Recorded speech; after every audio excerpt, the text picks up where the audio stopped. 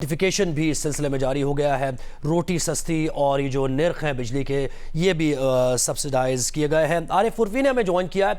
عارف بتائیے، اب یہ نوٹیفیکیشن ہو گئے اور مطالبہ یہی تھا کہ نوٹیفیکیشن جب تک نہیں ہوگا تب تک مارچ جاری رہے گا، تو اب صورتحال کیا ہے؟ یہ خبر پہنچ گئی ہے وہاں تک؟ کیا حالات ہیں وہاں؟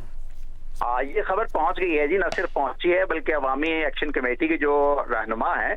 وہ تمام لوگ مظفر آباد پہنچ رہے ہیں، اور یہاں پہ جو مرکزی بینک روڈ ہے اس کے اوپر ایک بڑا جلسہ کریں گے، جہاں پہ وہ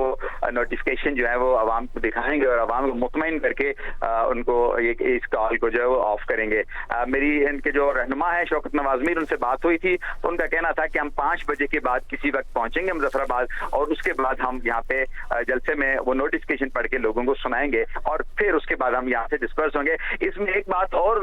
مطالبہ ہے جس جو ابھی آزاد حکومت کی طرف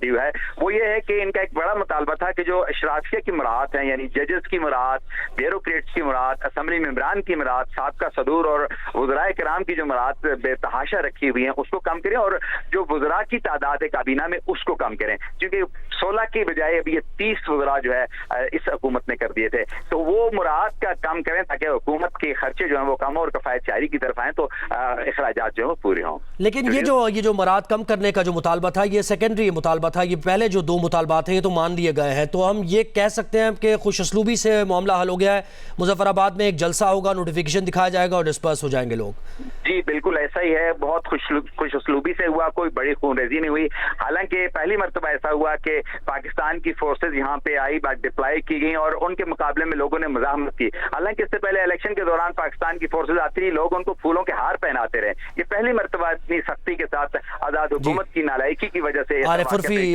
ہمارے ساتھ ہیں اور وہ یہ ڈیٹیلز دے رہے ہیں۔ حکومت کی طرف سے نوٹیفیکیشن بھی جاری ہو گیا ہے